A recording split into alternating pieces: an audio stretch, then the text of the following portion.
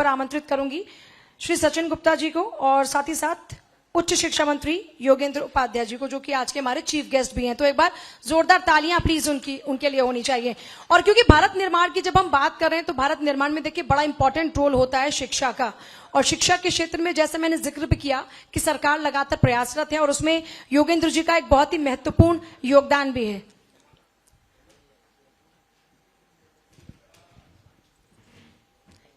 मैं हमारे consulting editor को चाहूंगी वो एक बार मंच पर आए, वो भी एक बार जरा स्वागत करें मंत्री जी का। एक बार जोरदार तालियां प्लीज हो जाएं। तो सचिन जी हमारे मॉडरेटर भी हैं फिलहाल इस पैनल में। तो चलिए अब चर्चा की ओर शुरुआत करते हैं। और मंत्री जी आपके पास सबसे पहले मैं आ रही हूं एक बार सवाल लेकर, क्योंकि हम बात कर रहे हैं कि शिक्षा का बहुत ही महत्वपूर्ण रोल होता है भारत निर्माण में। तो किस तरह से आप लोग युवाओं के लिए इस लिहाज से काम कर रहे हैं कि भारत निर्माण में शिक्षा का जो स्तर हो वो इतना अव्वल हो कि जिस भारत की हम परिकल्पना करते हैं वो साकार रूप ले पाए? देखिए, इस प्रदेश का दुर्भाग्य था कि इससे पहले ऐसे हुक्मरान आए जिन्होंने ये कहा छात्रों से, युवाओं से कि हम तुमको नकल का अधिकार देंगे, आप हमको सत्ता दीजिए। ऐसी बिगड़ी हुई शिक्षा व्यवस्था माननीय योगी जी को मिली। योगी जी ने अपने पहले कार्यकाल में यानी योगी 1 में उसको पटरी पर लाए, और अब दूसरे कार्यकाल में 2.5 साल में जो परिवर्तन आया है, राष्ट्रीय स्तर से बात शुरू करूंगा, मैं प्रदेश स्तर पे आऊंगा। पहले जो शिक्षा पद्धति थी वो लॉर्ड मैकाले की दी हुई शिक्षा पद्धति थी, जिसके मूल में था, जब उसके पिता ने उससे पूछा तुम क्या करके आए हो, तो उसने कहा था कि मैं वो शिक्षा पद्धति दे के आ रहा हूं जो काले अंग्रेज पैदा करेगी। इस वाक्य के इर्द गिर्द सरकमफ्रेंस में पाठ्यक्रम और कार्यक्रम शिक्षा के बनते थे। एक लंबा समय बीता, लोग इस पद्धति को बदलने की मांग करते थे और हुक्मरान कहते थे करेंगे। लेकिन 2020 में मेरे नेता मोदी ने, जो विश्व संकट का दौर चल रहा था, कोरोना काल था, ऐसे समय में उन्होंने इतनी बड़ी नई शिक्षा नीति दी जिसके मूल में शिक्षा को संस्कार से जोड़ना, शिक्षा को रोजगार से जोड़ना, शिक्षा को तकनीक से जोड़ना, ये 3 वाक्यों के इर्द गिर्द सरकमफ्रेंस में अब शिक्षा के पाठ्यक्रम और कार्यक्रम बनते हैं। यह राष्ट्र निर्माण के लिए एक बहुत बड़ा कदम है, क्योंकि शिक्षा बालक की नींव होती है और उच्च शिक्षा अंतिम छोर पर बैठे व्यक्ति तक पहुंचे, ऐसी नीतियां बनी हैं। वो जब आप प्रश्न करेंगी तो मैं बताऊंगा क्या क्या बना। लेकिन शिक्षा का जो योगदान होना चाहिए राष्ट्र निर्माण में, उसके मूल में जो है वो हम शिक्षा NEP 2020 के माध्यम से दे रहे हैं। पहले तो बहुत बहुत धन्यवाद भारत 24 को मुझे नया रोल देने के लिए मॉडरेटर का, और आपके साथ रूबरू होने का बहुत बहुत आपका स्वागत है। और क्योंकि आप शिक्षा मंत्री हैं और आपके कार्यकाल में उत्तर प्रदेश में बहुत अच्छे कार्य हो रहे हैं। हाल ही की कैबिनेट बैठक में आपने नए रिकॉर्ड तोड़े हैं, नए आप डिग्री कॉलेज लेके आ रहे हैं, विश्वविद्यालय लेके आ रहे हैं। तो आपको क्या लगता है सब कितने विश्वविद्यालय होने चाहिए उत्तर प्रदेश में, जितने हम यूनिवर्सिटी बन रही हैं? और आपने नई हायर एजुकेशन में जो नई यूनिवर्सिटीज आ रही है उनके भी स्कीम्स निकाली, थोड़ा उस बारे में हम बताएंगे थोड़ा ये बताने से पहले मैं आपको बताऊंगा स्थिति क्या थी। कैसा दुर्भाग्य था उत्तर प्रदेश का कि हिंदुस्तान की आजादी को 70 साल हो गए। कमिश्नरी स्तर 6 कमिश्नरी ऐसी थी जहां पर कोई सरकारी विश्वविद्यालय नहीं था। हमारे नेता योगी जी ने संकल्प पत्र में घोषणा की, संकल्प लिया कि हम 6 कमिश्नरी में सरकारी विश्वविद्यालय बनाएंगे और विश्वविद्यालय स्तरीय शिक्षा को उच्च स्तर पर ले जाने के लिए अपने आमंत्रित करेंगे निजी विश्वविद्यालयों को भी। और जब प्रतिस्पर्धा होगी तो सरकारी विश्वविद्यालय भी सुधरेंगे और निजी विश्वविद्यालय भी एक अच्छी शिक्षा का माध्यम बनेंगे। तो 2 साल के अंदर 6 कमिश्नरी में सरकारी विश्वविद्यालय बन चुके, या कहीं एक आध जगह निर्माणाधीन है, वरना एक काम पूरा हो गया। जो काम 5 साल के लिए संकल्प लिया गया था 2 साल में पूरा कर दिया माननीय योगी जी ने।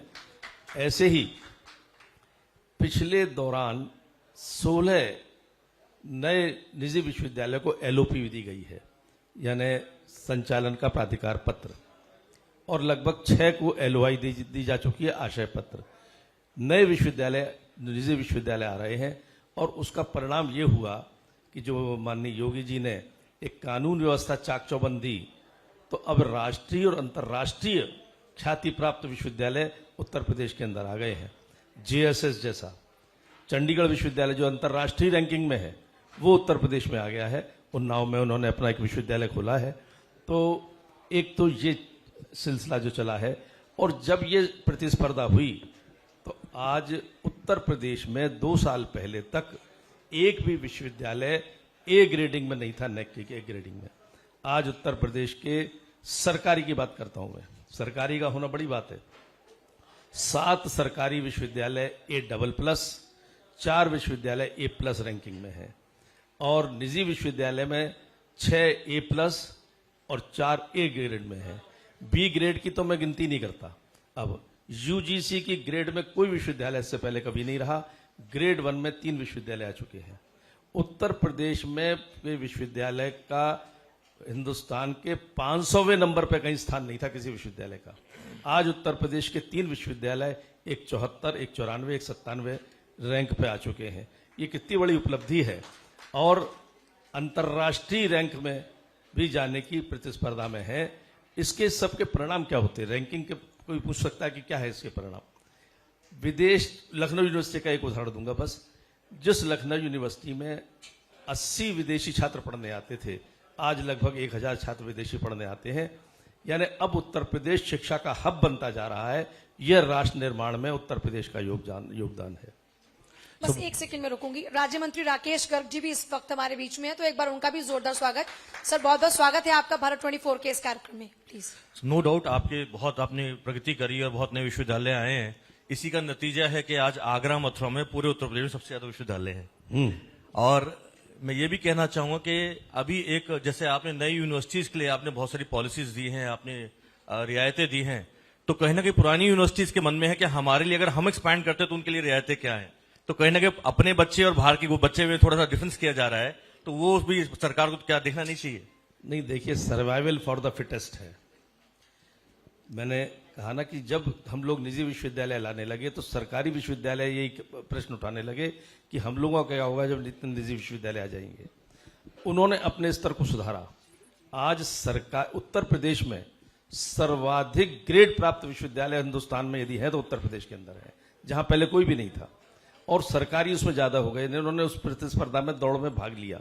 ऐसे ही जो नई नीति आ रही है, देखिए, शिक्षा, उच्च शिक्षा को अंतिम छोर पर बैठे व्यक्ति तक पहुंचाया जाए, ये हमारे नेता योगी जी का लक्ष्य है। नई नीति लाए हम लोग, जिसमें हर जिले में एक विश्वविद्यालय हो, चाहे सरकारी या गैर सरकारी। उसके लिए इंसेंटिव्स की घोषणा की है कि जो असेवित जिले हैं वहां कुछ सरकार इंसेंटिव्स देगी, जिससे लोग प्रोत्साहित हों उधर खोलने के लिए। तो वो एक नई नीति दी है। और एक नई नीति ये ला रहे हैं कि अभी मुझसे पहले जो चर्चा चल रही थी कि छात्र विदेश जाते हैं पढ़ने, अब वो स्थिति पैदा कर देंगे हम कि विदेश के छात्र हिंदुस्तान पढ़ने आएंगे। अब विदेश, और जो विदेश पढ़ने जाते हैं, जो जिन कोर्सों को, उन विश्वविद्यालयों को हम अब उत्तर प्रदेश में ला रहे हैं कि आप आइए, हमारे यहाँ विश्वविद्यालय खोलिए। उससे क्या होगा, गरीब छात्र जो विदेश नहीं जा सकता था, अब वो यहीं पे वहां उनकी शिक्षा प्राप्त करेगा, जिसके वो एक्सपर्ट हैं, और यहीं पर वो फैकल्टी लाएंगे, यहाँ से फैकल्टी पैदा करेंगे, और फिर जब शिक्षा का प्रसार होगा। दूसरा ये होगा कि वो शिक्षा जो हमारे गरीब बच्चों के लिए वो थी, बड़ा दुरूह मानी जाती थी, वो उनको मिलेगी, और शिक्षा का हब उत्तर प्रदेश बनेगा। उत्तर प्रदेश में अब देश विदेश के छात्र छात्राएं पढ़ने आएंगे। अब यहाँ के छात्र छात्राओं को वो दिन दूर नहीं योगी जी के नेतृत्व में कि बाहर जाने का अवसर मिले, या वो सोचे बाहर जाने की। सब कहीं ना कहीं नई एजुकेशन पॉलिसी आने के बाद बहुत शिक्षा जगत में बहुत बदलाव आया है। लेकिन एक अखबार का सर्वे था कि हमारे देश में एवरेजली रोज 15 से 18 सुसाइड्स होते हैं, जिसकी वजह है हमारे शिक्षा का कोचिंग सेंटर्स बनना। तो कहीं ना कहीं हमारे हायर एजुकेशन में खामी हमें नजर आती है, क्योंकि मैं भी शिक्षा जगत से बिलोंग करता हूं, कि हम लोग बच्चों को एग्जाम के लिए पढ़ा रहे हैं या वाकई पढ़ाने के लिए पढ़ा रहे हैं। अभी जैसे आयुष ने एग्जिट एग्जाम लगा दिया, अभी एंट्रेंस एग्जाम के बच्चा पढ़ता था, अब एग्जिट एग्जाम के लिए पढ़ रहा है। उसी तरह फार्मेसी में एग्जिट एग्जाम लग रहा है। तो इसमें क्या स्टेट को सेंटर से बात करके इस बारे में बात करनी चाहिए कि क्या हम शिक्षा को किस ओर ले जा रहे हैं, एग्जामिनेशन की तरफ लेके जा रहे हैं। जैसे जापान में है, वहां पे अगर बच्चा 7वीं 6ठी 5वीं फेल होता है तो उसको प्रमोट तो किया जाता है, बट उसको अपग्रेड किया जाता है। Examination is not only the criteria जहां उसको जज किया जाए। क्योंकि आप शिक्षा मंत्री हैं और आपकी बात ज्यादा सुनी जाएगी और ये बात बहुत अलग अलग चैनल से पहुंचाई जा रही है, इस पे आपकी राय जानना चाहेंगे। देखिए, ऐसा है कि अभी तक जो शिक्षा की व्यवस्था थी, एग्जामिनेशन ही उसका मापदंड होता था, लेकिन अब धीरे धीरे नया परिवर्तन आने रहा है। पहले ईयरली एग्जाम होते थे, अब सेमेस्टर वाइज हो गए हैं। सेमेस्टर में जिस सेमेस्टर में अगर आदमी फेल भी हो जाता है तो उसको आगे एग्जाम क्लियर करना पड़ता है, सब उस पेपर को, और आगे एग्जाम देता है, प्रमोशन भी होता है और पीछे उसमें स्किल्ड भी बनी रहती है। इसलिए इस ओर सरकार का ध्यान है। एनईपी 2020 का शुरुआत है ये, और कितने दिनों की जंग लगी हुई, चरमराती हुई, बल्कि बंटाढार हुई शिक्षा व्यवस्था थी।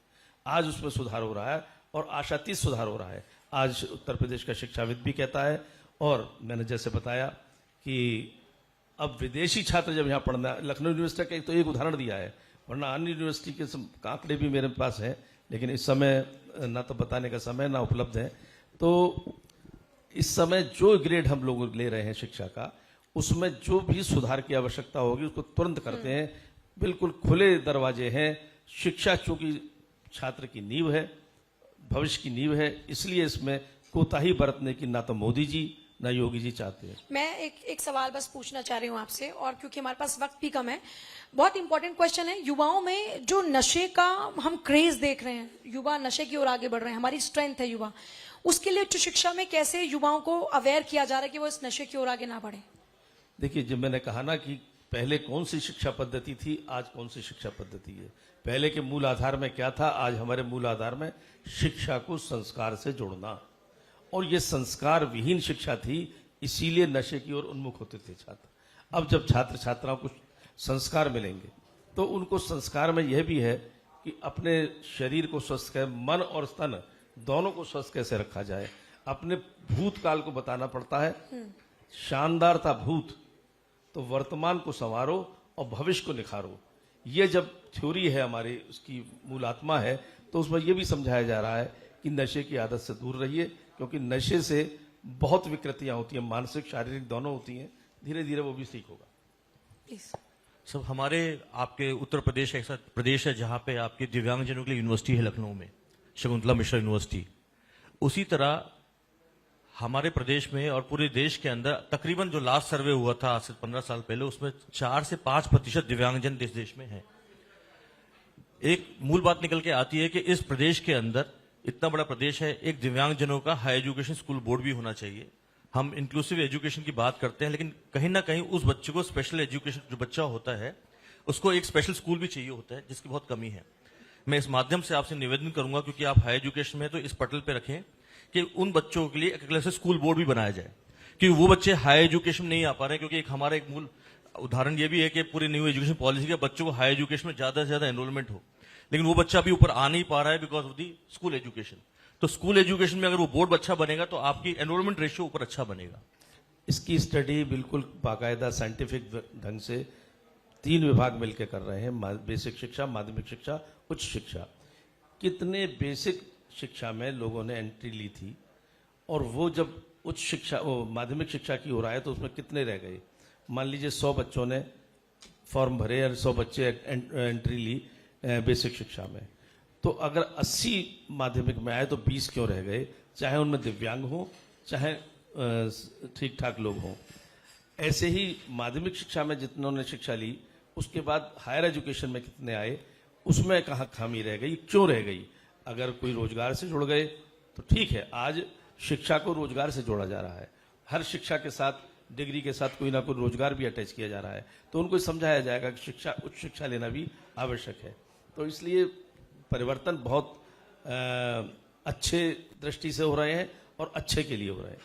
जैसे कि देश में फॉरेन यूनिवर्सिटीज आ रही हैं, गिफ्ट सिटी में आई हैं, तो उत्तर प्रदेश सरकार भी सोच रही है फॉरेन यूनिवर्सिटीज को यूपी में इनवाइट करने के लिए। नहीं, मैंने कहा ना आपसे कि हम उन लोगों को कह रहे हैं जहां पे यहाँ के लोग पढ़ने जाते हैं, आखिर वहां कौन से सब्जेक्ट्स ऐसे हैं जिन पर उनको मास्टरी हासिल है, तो उनको यहाँ पर बुलाना, यहीं पर उनसे कहना, उनको भी प्रिविलेज मिलेगा, उनको भी इंसेंटिव्स मिलेंगे, आप आके खोलिए। जिससे चंद लोग ही विदेश में जाकर उस एजुकेशन को न ले पाए, यहाँ का गरीब छात्र भी उस विश्वविद्यालय में जाकर या तो यहाँ के लोकल विश्वविद्यालय से टाई अप करें कि इनके साथ बैठकर हम ये करेंगे, कैंपस इनका, फैकल्टी हमारी जो स्किल्ड लोग होंगे वो उनको पढ़ाएंगे, या फिर वो अपनी यूनिवर्सिटी खोलना चाहें तो यूनिवर्सिटी भी खोलें।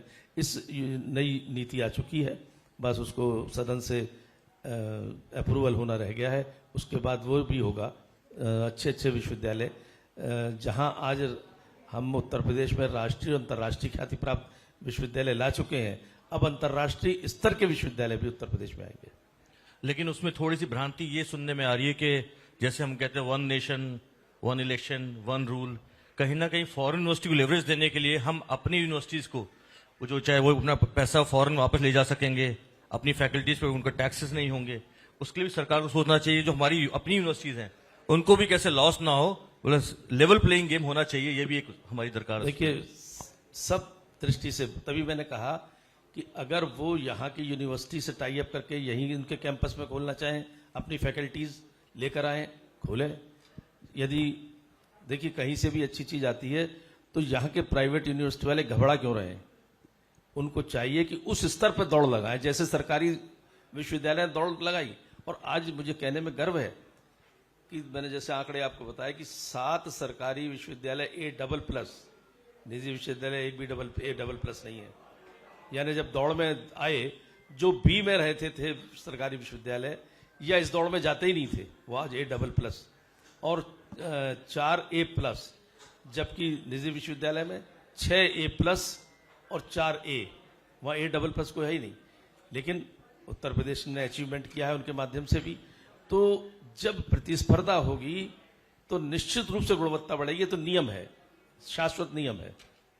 तो घबरा नहीं रहे हैं, वो आपका एक कंधा है, एक कंधा सरकारी विश्वविद्यालय है, एक कंधा आपके प्राइवेट विश्वविद्यालय है, और उन्हीं से देश प्रगति कर रहा है। बट लेकिन हमारा ये कहना है कि दोनों के लिए rules of the game same होने चाहिए। 2 कंधे और एक डंडा भी हम साथ में चल रहे हैं, वो तो बहुत जरूरी। विदेशी लोगों का लेकर। अच्छा, मैं 2 सवाल आपसे पूछना चाह रही हूँ। एक तो ये क्योंकि आपने यूनिवर्सिटीज का जिक्र किया, लेकिन एक फैक्ट ये भी है कि जब बच्चों को जगह उन सरकारी यूनिवर्सिटी में नहीं मिलती है तो वो प्राइवेट की ओर रुख करते हैं, और प्राइवेट में कई बार झूठे प्रचार किए जाते हैं। हालांकि अब तो आप लोगों ने उसको लेकर भी बड़े स्ट्रिक्ट रूल्स बनाए कि आप झूठा प्रचार नहीं कर सकते, नौकरी नहीं देंगे तो आप ये बोलेंगे नहीं।